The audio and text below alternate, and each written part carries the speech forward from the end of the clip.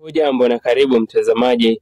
Ilikuwa furaha kubwa kwa wakazi wa majengo mapya baada ya Mheshimiwa Brown Safari akishirikiana na kamati ya majengo mapya ikiongozwa na Mzee Makarani, ambao wamekuwa na ushirikiano mkubwa na mheshimiwa kwa ajili ya kutengeneza barabara ndani ya majengo mapya.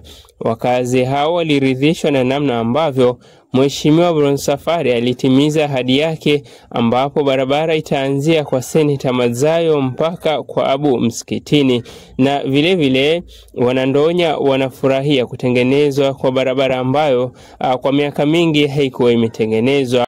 Kwa niaba yenu mimi natoa shukrani zangu kwanza kwa ward administrator ili mheshimiwa wetu, kwa sababu barabara hizi ama barabara hii particularly tuliitaka kwa muda mrefu sana, na hata alikuwa tumekata tamaa tunaona hatutaipata, lakini Mungu ni mwema, ametujalia, pesa zimepatikana. Wacha tuseme tunashukuru, leo barabara hii itazinduliwa rasmi. Dimasi ambaye ni ward administrator na vile vile yuko katika kamati ya kushughulikia barabara ameomba ushirikiano wa vijana na mwanakandarasi. Contractor ni yetu sisi kama wananchi, tutatumia sisi wenyewe yetu.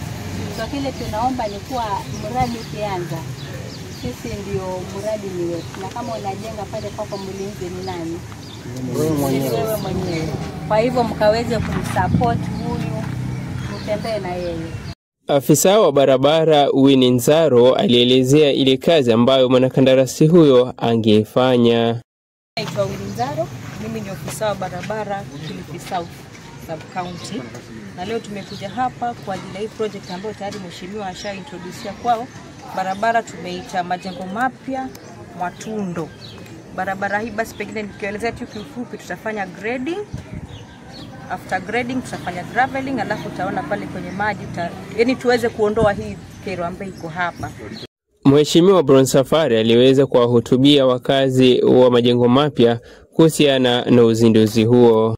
Katika wodi yetu ya Mtepeni, nashukuru mimi nilinipatia nafasi hii ya kuwafanyia kazi kama mheshimiwa wenu Brown Safari Kahini.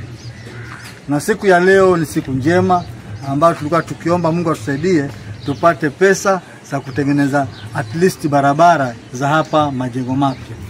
Kazi sasa imefika. Huyu bwana contractor lazima ataangalia mahali gani atafix nyinyi vijana mfanye hii kazi.